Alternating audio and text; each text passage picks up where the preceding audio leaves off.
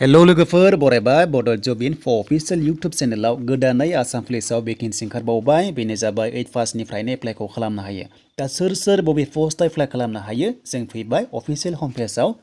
दा अफिसियेल हम पेजाव फैनाय लोगो लोगो जोंहा मोनसे लेटेस्ट आपडेट सफैदों 15 फेब्रुवारिनि आपडेट दा जों बेखौ नायनोसै दा नोंथांमोना जायफ्रा चेनेलाव गोदानै फैदोंमोन भिडिअ नायनानै मोजां मोनोबा लास्टआव लाइक कमेन्ट एन्ड साबस्क्राइब खालामना लानो हागोन बेबायदि जबनि आपडेट मोनो जेब्लायबो बड' जब इनफो अफिसियेल इउटुब चेनेलाव स्केल फीआ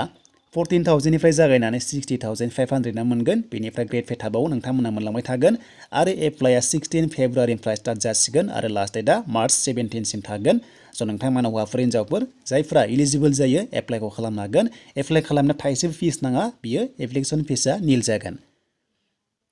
दा गोबाव खालामा जों नायनोसै बेयाव हौवाफोर हिन्जावफोर एप्लाइ खालामनो हायो दा नोंथांमोना भिडिअखौ नायग्रोजोब अब्लानो बुजिगोन आरो लोगोफोर नोंथांमोना जायफ्रा ब्लग भिडिअ नायाखै थ' नोंथांमोना आइ बाटनाव मोनसे लिंक मोनगोन थुना नायनो हागोन दा लोगोफोर दासान्दि एसे जोबोर बिजियाव दङ बेखायनो रिप्लाइखौ होनो हाथ'वाखै दा जों फार्स्टनि पस्टआव नायोब्ला 441 दङ बेनो जाबाय कनस्टेबल WOWT एबा OPR दङ बे जाबाय फायार एन्ड इमारजेन्सि सार्भिसनि बेयाव नोंथांमोननि भेकेन्सिया 441 दङ STPआव 16 दङ बेनिफ्राय आनरिजार्भआव 312 दङ स' नोंथांमोना एप्लाइ खालामनो हागोन आरो बेयाव एप्लाइ खालामबा फरायनाया जाबाय HS पास साइन्सनिफ्राय बेयाव आर्ट्स एप्लाइ खालामनो हाया साइन्सबाबो साबजेक्ट थानांगौ बेनो जाबाय फिजिक्स केमिस्ट्रि एन्ड मेथामेटिक्स नोंथांमोना थाथारनांगोन नाथाय पार्सेन्ट नांथारगौ बे नङा पार्सेन्ट थायोबा नोंथांमोना एक्सट्रा मार्क मोननाय जायो बेखौ नोंथांमोना उनावहाय मोनलांबाय थागोन दा बेखायनो जोङो बेयाव नायनोसै सोर एप्लाइ खालामनो हायो आरो मा थानांगौ दा बेनो नोंथांमोना जायखिजाया पास जाबानो जाबाय HS पास साइन्सनिफ्राय साबजेक्टआ फिजिक्स केमिस्ट्रि आरो मेथामेटिक्स नोंथांमोना थानाय जानांगौ बेनिफ्राय माखासेयाव नोंथांमोना नुदों जेरै माखासे दङ जेरै साबजेक्ट दंबावो फिजिक्स केमिस्ट्रि मेथामेटिक्स थ' नोंथांमोना जायना गैया बेयाव एप्लाइखौ खालामनो हानाय नङा दा लोगोफोर नोंथांमोना कनस्टेबल UB ओंखारबावदों बे पस्टआ जोबोर खम दा आनरिजार्भआव सासे दङ OBC MOBCआव सासे दङ गासै सानै HS पास जायखिजाया स्ट्रिमा बेयाव एप्लाइ खालामनो हायो थ' बेनिफ्राय गासै वमेनफ्रा 30% रिजार्भेसन दङ बे पस्टआव गासैखौबो लानानै दानिया जोंहा कनस्टेबल मेसेन्जार बे जाबाय STPआव सासे दङ बेनिफ्राय आनरिजार्भआव 6 दङ गासै 14 दङ बे नोंथांमोना 10 पास खालामनांगौ बेनिफ्राय जायखिजाया लाइसेन्स ड्राइभिं लाइसेन्स थानांगौ बेनो दा जायखिजाया बाइकनि लाइसेन्सआ जाया बेनिफ्राय कनस्टेबल कारपेन्टाराव दङ आनरिजार्भआव सानै बेनिफ्राय SCआव सासे दङ बेयाव नोंथांमोना 10 पास खालामनांगौ लोगोसे ITI थानांगौ अब्लासो एप्लाइ जागोन थ' बेनिफ्राय दानिया जोंहा कनस्टेबल डिसपेच राइडार दङ बेयाव गासै नोंथांमोना नुदों भेकेन्सिया 10 बेनिफ्राय STPआव सानै दङ आनरिजार्भआव साब्रै दङ गासैखौबो लानानै 10 बेनिफ्राय क्वालिफिकेसना HSLC बा 10 पास बेयावबो लाइसेन्स थानांगौ LMB थानांगौ MMB एबा HMB थ' बेनिफ्राय बाइकना बेयाव मटर साइकेला जानाय नङा That means नोंथांमोना साखा खब्रैनि लाइसेन्सआ थाथारनांगौ थ' बेनिफ्राय फायार एन्ड इमारजेन्सियाव नोंथांमोना मावनोब्ला बेयाव नायदो पस्टआ STPआवहाय सासे दङ बेनिफ्राय आनरिजार्भआव साथाम दङ गासैखौबो लानानै साबा आरो बेयाव नोंथांमोना साइन्सनि जानांगौ होमबासो एप्लाइ खालामनो हायो बेनो जाबाय HS pass physics chemistry mathematics थानाय जाथारनांगौ होमबासो एप्लाइ खालामनो हागोन दायो फैबाय जोबनायाव ड्राइभार पस्टआव STPआ सासे आनरिजार्भआव 7 दङ गासैखौबो लानानै 12 दङ पस्टआ क्लास 8 पास जाबानो एप्लाइ खालामनो हागोन नाथाय बेयाव हेभि मटर भेहिकल्सनि लाइसेन्स थानांगौ होमबासो एप्लाइ खालामनो हागोन बेयाव HM नोंथांमोना V मोनदों बेयाव थानांगौ होमबासो एप्लाइ खालामनो हायो दा भेकेन्सिया नायदो बे भेकेन्सिया फैयोनो 2011आव मोनसे सेन्सास जादोंमोन बेनि एगेन्स्टआवसो पस्टआ ओंखारो दा नायदो नै नोंथांमोना भेकेन्सिखौहाय स्क्रिनशट खालामना लाबानो जाबाय जेरै बाक्साया दङ नोंथांमोना 15 मोनदों बेनिफ्राय क'क्राझार होनाय लोगो लोगो नोंथांमोना नुनो मोनदों 12 दङ बेनिफ्राय अदालगुरियाव 11 दङ आरो लोगोसे गोबां दङ नोंथांमोना नायनाय एप्लाइखौ खालामदो जेरै नोंथांमोना बङाइगावआवहाय 10 मोनदों बेनिफ्राय जोंहा चिरां नायोबा 6ल' दङ दरंआव 13 दङ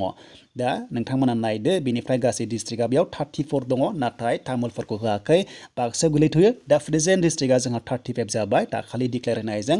एग्जामाव फैनो हागौ गासै 35 डिस्ट्रिक्ट जाबाय आसामाव मानोना तामुलफोरा जाबाय गोदानै नाथाय बेयाव होनाय जाथ'वाखै दा नोंथांमोना सोङोब्ला बेखौ डिक्लेयार होदोंमोन जोंहा 26 जोंहा जानुवारियाव होदोंमोन अब्ला जोंहा जाबाय 35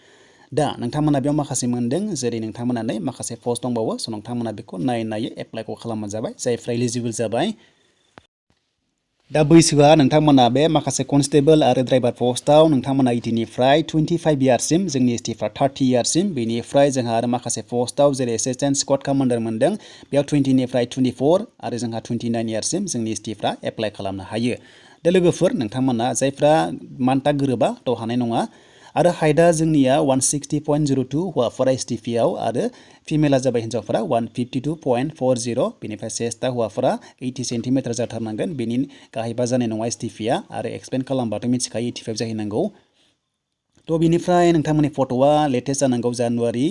उनावहाय खेबनाय जानांगौ 2022 जानुवारि उनावहाय खेबनाय जानांगौनो आरो नोंथांमोना मेक्सिमाम साइजखौ 450 केबिसिम हागोन आपल'ड खालामनो बाट सिगनेचारा नोंथांमोना 100 केबिसिमल' हागोन आरो सिगनेचारा नोंथांमोना ब्लेकजों ब्लेकजों होनाया साबसिन जायो व्हाइट पेपाराव ब्लेकजों होनानै स्केन खालामनानै आपल'ड खालामबानो जाबाय दानिया जोङो फैबाय मा आपल'ड खालामनांगौ डकुमेन्ट्सआ बेनो जाबाय HSLC HS पासनि मार्कशीट सार्टिफिकेट नांजोबगौ बेनिफ्राय एडमिट कार्ड बार्थ सार्टिफिकेट नांगौ बेनिफ्राय एमप्लयमेन्ट एक्सचेन्ज नांगौ आरो ड्राइभिं लाइसेन्स दङबा नोंथांमोना होनो हागोन जायफ्रा ड्राइभार एप्लाइ खालामो बेनिफ्राय हम गार्ड दङबा साबसिन जागोन पस्टआव नोंथांमोना प्रिफारेन्स मोनगोन आरो बेनिफ्राय कास्ट सार्टिफिकेट नांगौ बेनिफ्राय लोगोसे एक्सपिरियेन्स दङबा मोजां आरो बेसिक हम गार्ड दङबा मोजां थ' जायखिजाया नोंथांमोना होबानो जाबाय PRCBआव नाङा एबा बिखायाखै दानिया फैबाय फिजिकेलाव रानिंआव 40 दङ हौवाफोरा 3200 मिटार्स 14 मिनिट्सआव बेनिफ्राय हिन्जावफोरा 1600 मिटार्स 8 मिनिट्सआव बेनिफ्राय नोंथांमोना लं जाम्पखौथ' बारनांगौ मिथिखायो दा नोंथांमोना बेखौ नायदो PDF फाइलखौ डाउनल'ड खालामनानै गासैबो डिटेल्सखौहाय बेनिफ्राय सिनआप बेयाव गैया नोंथांमोना सिनआप मोननाय नङा बेनिफ्राय माखासे स्किल टेस्ट दङ ड्राइभिंआवहाय जेरै नोंथांमोना रड सिगनेल बेनिफ्राय पार्किं खालामनाय बा नोंथांमोना जायखिजाया ड्राइभिंनि टेस्ट लानाय जागोन बेयाव नोंथांमोना पास खालामनांगौ अब्लासो नोंथांमोना साख्रिया जाना फैगोन दा बेनिसिम लोगोफोर नोंथांमोना जायफ्रा एलिजिबल जाबाय एप्लाइ खालामदो आरो आसा खालामो नेक्स्टआव बेबादिनो मोजां भेकेन्सि फैबावथों दा बेखिनियामोन लोगोफोर मोजां मोनोबा लाइक कमेन्ट एन्ड शेयार खालामदो